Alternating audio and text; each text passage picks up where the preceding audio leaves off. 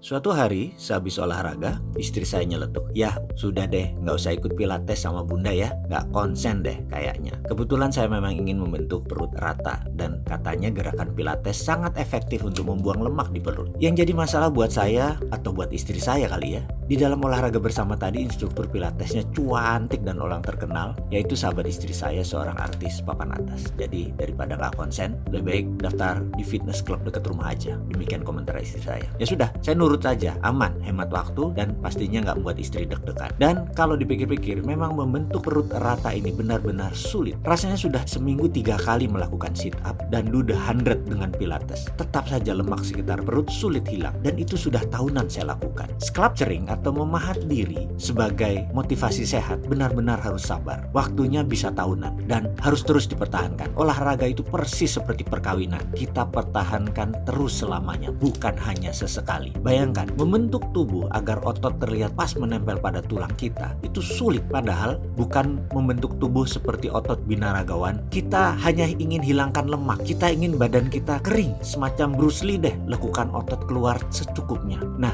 apalagi membentuk pikiran. Gak gampang loh membentuk pikiran. Bagaimana olahraganya? Benar, selain tubuh, ada satu hal yang juga harus dibentuk dengan indah, yaitu pikiran. Untuk membentuknya, kita lebih lama daripada memahat tubuh karena wujudnya tidak terlihat langsung, tapi terasa. Bagaimana membentuk pikiran yang selalu indah, selalu positif? Bagaimana membentuk pikiran selalu riang? Bagaimana mendapatkan rezeki selalu mudah? Tanamkan pikiran dalam benak Anda bahwa Anda adalah sebuah mahakarya. Itu yang dimulai. Oke, kita mulai dengan apa? Tanamkan dalam pikiran bahwa Anda adalah sebuah mahakarya. Anda pasti tahu kota Florence di Italia. Terdapat sebuah museum istimewa yang sengaja dibangun bagi sebuah patung David yang diciptakan oleh Michelangelo beberapa ratus tahun yang lalu. Patung itu barangkali termasuk sebuah karya patung paling indah di dunia. Banyak pengunjung yang berkomentar ketika berada di sana secara fisik di dalam ruangan bersama patung tersebut bahwa ini adalah sebuah pengalaman yang tidak akan pernah terlupakan. Cerita tentang pembuatan patung David sangat menarik dan mengandung pelajaran berharga. Dulu, Michelangelo diminta secara khusus oleh keluarga Medicis untuk menciptakan sebuah patung yang akan diletakkan di alun-alun kota Florence. Keluarga Medicis merupakan salah satu keluarga kaya raya dan terpandang di Italia pada zaman tersebut. Sebuah pesanan khusus dari keluarga Medicis bukan berarti sebuah tugas sederhana, tapi sebuah kehormatan besar. Pesanan seperti itu juga sebuah tugas yang tidak dapat ditolak oleh siapapun. Selama 2 tahun penuh, Michelangelo mencari sebongkah batu yang dapat dia pergunakan untuk menciptakan sebuah mahakarya bagi keluarga Medicis. Akhirnya di pinggir sebuah jalan di Florence, separuh tertutup semak belukar dan tertimbun lumpur, dia menemukan batu yang dia inginkan. Sebongkah batu pualam besar di atas sebuah titian kayu. Batu tersebut bertahun-tahun sebelumnya telah diangkut dari pegunungan, tapi tidak pernah dipergunakan orang. Michelangelo telah melalui jalan itu berkali-kali, tetapi kali ini dia berhenti dan menatap batu tersebut lebih dekat lagi. Ketika dia maju mundur mengamati bongkah pualam tersebut, dengan jelas dia mendapatkan bayangan patung David dan melihatnya di dalam batu tersebut secara utuh, secara keseluruhan. Sang seniman pun dengan segera membawa bongkahan pualam tersebut ke studionya yang cukup jauh dari tempat batu tersebut. Dia kemudian memulai pekerjaan yang panjang dan berat, yaitu memalu dan memahat. Diperlukan 2 tahun penuh baginya untuk bekerja menciptakan gambaran kasar batu tersebut. Dia kemudian menyisihkan palu dan pahatnya dan menghabiskan 2 tahun lagi memoles dan menghaluskan sampai patung itu benar-benar siap. Pada saat itu Michelangelo adalah pematung terkenal. Kabar bahwa dia sedang mengerjakan sebuah pesanan khusus dari keluarga Medicis telah menyebar seantero Italia.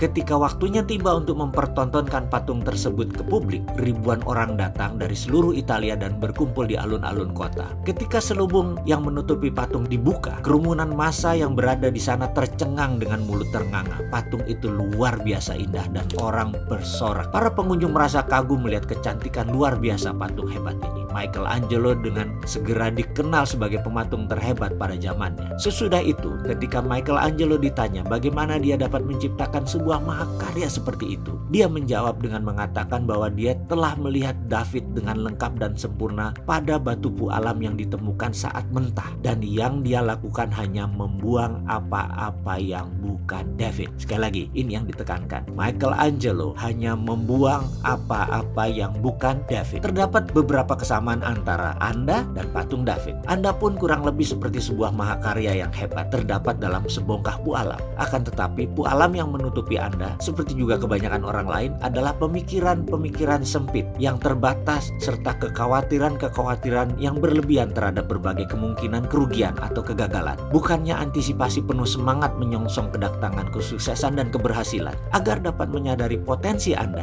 yang mendesak dan perlu kita lakukan adalah menjebol pemikiran terbatas tersebut. Kita dengan memimpikan impian yang besar dan membayangkan berbagai kemungkinan yang tak terbatas. Namun ingatlah, bahkan setelah David dibebaskan dari batu pualam, Michelangelo masih membutuhkan 2 tahun penuh untuk memoles dan menghaluskannya demi menjadikan sebuah mahakarya. Demikian juga kita yang harus terus-menerus melakukan pemolesan, penghalusan, belajar, berlatih selama berhari-hari, berminggu-minggu, berbulan-bulan, bahkan bertahun-tahun demi mengembangkan dan mengeluarkan semua bakat dan kebiasaan sukses yang terdapat jauh di dalam diri kita. Menyambung video di awal, tujuan membentuk perut rata bagi pria seperti saya yang berada di pertengahan usia 50-an merupakan hal yang sulit. Setidaknya begitulah menurut saya. Bahkan untuk memotivasi saya selalu mengatakan memasang target mirip dengan mereka yang seusia saya namun memiliki badan yang fit. Mereka itu adalah seperti Tom Cruise, Brad Pitt, Shah Rukh Khan. Mereka seumur dengan saya dan mereka idola saya. Aneh memang, menurut pendapat beberapa teman saya memasang foto-foto mereka hanya untuk memotivasi, hanya untuk membentuk tubuh saya. Demikian juga foto-foto orang-orang sukses yang kaya, yang sejahtera, yang hidupnya lebih bahagia, yang hidupnya lebih soleh, itu pun terpampang banyak di rumah saya demi membuat pikiran saya seperti mereka. Itu adalah cara memotivasi diri agar rajin olahraga dan agar rajin membentuk efek pikiran yang sehat. Untuk memahat tubuh, untuk memahat pikiran, semua memerlukan motivasi. Lalu bagaimana agar pikiran lebih cepat terbentuk? Saksikan video berikutnya.